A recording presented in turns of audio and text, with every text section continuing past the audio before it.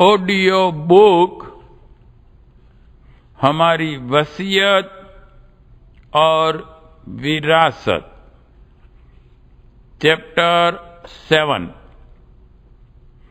ऋषि तंत्र से दुर्गम हिमालय में साक्षात्कार। नंदन वन में पहला दिन वहां के प्राकृतिक सौंदर्य को निहारने, उसी में परम सत्ता की झांकी देखने में निकल गया। पता ही नहीं चला कि कब सूरज ढला और रात्रि आ चुकी। परोक्ष रूप से निर्देश मिला समीपस्थ एक निर्धारित गुफा में जाकर सोने की व्यवस्था बनाने का। लग रहा था कि प्रयोजन सोने का नहीं, सुरक्षित स्थान पर पहुंचने का है, ताकि स्थूल शरीर पर शीत का प्रकोप न हो सके। संभावना थी कि पुनः रात्रि को गुरुदेव के दर्शन होंगे। ऐसा हुआ भी। उस रात्रि को गुफा में गुरुदेव सहसा आ पहुंचे। पूर्णिमा थी।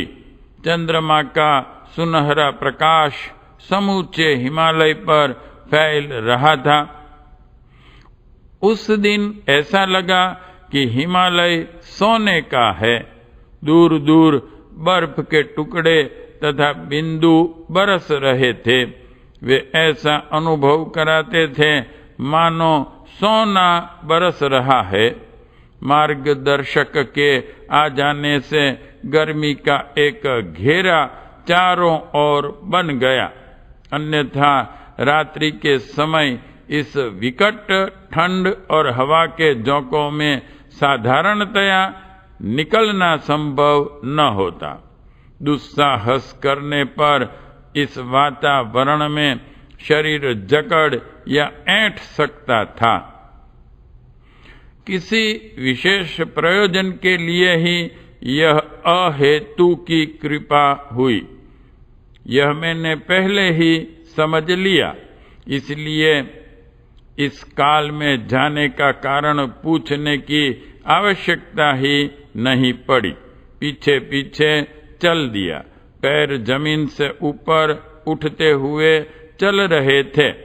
आज यह जाना कि सिद्धि में ऊपर हवा में उड़ने की, अंतरिक्ष में चलने की क्यों आवश्यकता पड़ती है।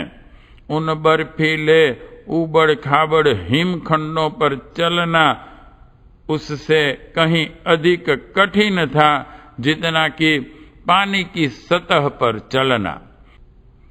आज उन सिद्धियों की अच्छी परिस्थितियों में आवश्यकता भले ही न पड़े, पर उन दिनों हिमालय जैसे विकट क्षेत्रों में आवागमन की कठिनाई को समझने वालों के लिए आवश्यकता निश्चय ही पड़ती होगी। मैं गुफा में से निकलकर शीत से कांपते हुए स्वर्णिम हिमालय पर अधर ही अधर गुरुदेव के पीछे पीछे उनकी पूंछ की तरह सटा हुआ चल रहा था। आज की यात्रा का उद्देश्य पुरातन ऋषियों की तपस्थलियों का दिग्दर्शन करना था। स्थूल शरीर सभी ने त्याग दिए थे, पर सूक्ष्म शरीर उनमें से अधिकांश के बने हुए थे। उन्हें भेद कर किन्हीं किन्हीं के कारण शरीर भी झलक रहे थे। नतमस्तक और करबद्ध नमन की मुद्रा अनायास ही बन गई। आज मुझे हिमालय पर सूक्ष्म और कारण शरीरों से निवास करने वाले ऋषियों का दर्शन और परिचय कराया जाना था। मेरे लिए आज की रात्रि जीवन भर के सौभाग्यशाली क्षणों में से सबसे अधिक महत्व की बेला थी। उत्तराखंड क्षेत्र की कुछ गुफाएं तो जब तब आते समय यात्रा के दौरान देखी थी, पर देखी वही थी जो यातायात की दृष्टि से सुलभ थी। आज जाना कि जितना देखा है उससे अनदेखा कहीं अधिक है। इनमें जो छोटी थी वे तो वन्य पशुओं के काम आती थी, पर जो बड़ी थी, साफ सुथरी और व्यवस्थित थी, वे ऋषियों के सूक्ष्म शरीरों के निमित्त थी। पूर्व अभ्यास के कारण वे अभी भी उनमें यदा कदा निवास करते थे। वे सभी उस दिन ध्यान मुद्रा में थे। गुरुदेव ने बताया कि वे प्रायः सदा इसी स्थिति में रहते हैं, अकारण ध्यान तोड़ते नहीं। मुझे एक एक का नाम बताया और सूक्ष्म शरीर का दर्शन कराया गया। यही है संपदा, विशिष्टता और विभूति संपदा इस क्षेत्र की। गुरुदेव के साथ मेरे आगमन की बात उन सभी को पूर्व से ही विदित थी, सो हम दोनों जहां भी जिस जिस समय पहुंचे उनके नेत्र खुल गए। चेहरों पर हल्की मुस्कान झलकी और सिर उतना ही झुका मानो वे अभिवादन का प्रत्युत्तर दे रहे हों। वार्तालाप किसी से कुछ नहीं हुआ। सूक्ष्म शरीर को कुछ कहना होता है तो वे बैखरी मध्यमा से नहीं, परा और पश्यंती वाणी से, कर्ण छिद्रों के माध्यम से नहीं, अंतःकरण में उठी प्रेरणा के रूप में कहते हैं। पर आज दर्शन मात्र प्रयोजन था, कुछ कहना सुनना नहीं था। उनकी बिरादरी में एक नया विद्यार्थी भर्ती होने आया, सो उसे जान लेने और जब जैसी सहायता करने की आवश्यकता समझे तब वैसी उपलब्ध करा देने का सूत्र जोड़ना ही उद्देश्य था।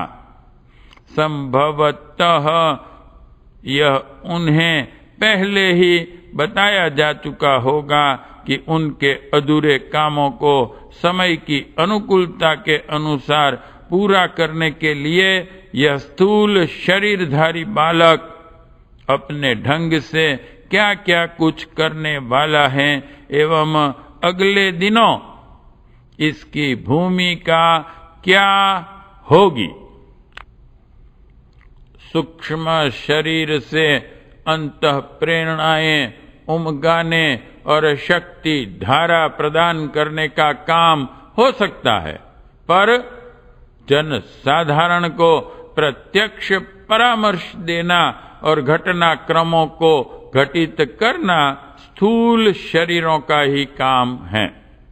इसलिए दिव्य शक्तियां किन्हीं स्थूल शरीरधारियों को ही अपने प्रयोजनों के लिए वाहन बनाती हैं।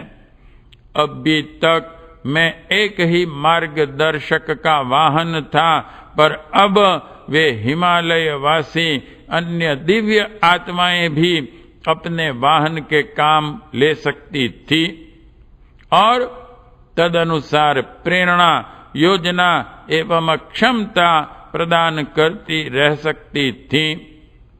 गुरुदेव इसी भाव वाणी में मेरा परिचय उन सब से करा रहे थे।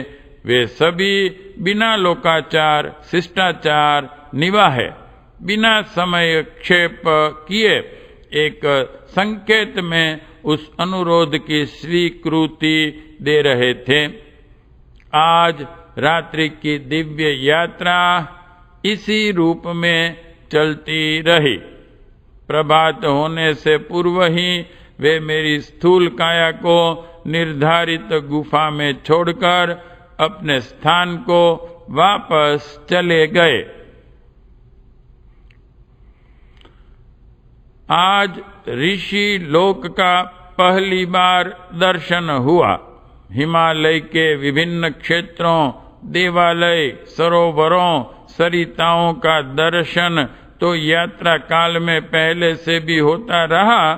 उस क्षेत्र को ऋषि निवास का देवात्मा भी मानते रहे हैं, पर इससे पहले यह विदित न था कि किस ऋषि का किस भूमि से लगाव है। यह आज पहली बार देखा और अंतिम बार भी। वापस छोड़ते समय मार्गदर्शक ने कह दिया कि इनके साथ अपनी ओर से संपर्क साधने का प्रयत्न मत करना, उनके कार्य में बाधा मत डालना। यदि किसी को कुछ निर्देश करना होगा तो वे स्वयं ही करेंगे। हमारे साथ भी तो तुम्हारा यही अनुबंध है कि अपनी ओर से द्वार नहीं खटखटाओगे। जब हमें जिस प्रयोजन के लिए जरूरत पड़ा रहेगी, स्वयं ही पहुंचा करेंगे और उसी पूर्ति के लिए आवश्यक साधन जुटा दिया करेंगे। यही बात आगे से तुम उन ऋषियों के संबंध में भी समझ सकते हो जिनके कि दर्शन प्रयोजनवश तुम्हें आज कराए गए हैं। इस दर्शन को कौतूहल भर मत मानना, वरन समझना कि हमारा अकेला ही निर्देश तुम्हारे लिए सीमित नहीं रहा। यह महाभाग भी उसी प्रकार अपने सभी प्रयोजन पूरा कराते रहेंगे जो स्थूल शरीर के अभाव में स्वयं नहीं कर सकते। जन संपर्क प्रायः तुम्हारे जैसे सत्पात्रों, वाहनों के माध्यम से कराने की ही परंपरा रही है। आगे से तुम इनके निर्देशनों को भी हमारे आदेश की तरह ही शिरोधार्य करना और जो कहा जाए सो करने के लिए जूट पड़ना। मैं स्वीकृति सूचक संकेत के अतिरिक्त और कहता ही क्या, वे अंतर्ध्यान हो गए। चैप्टर 7 समाप्त।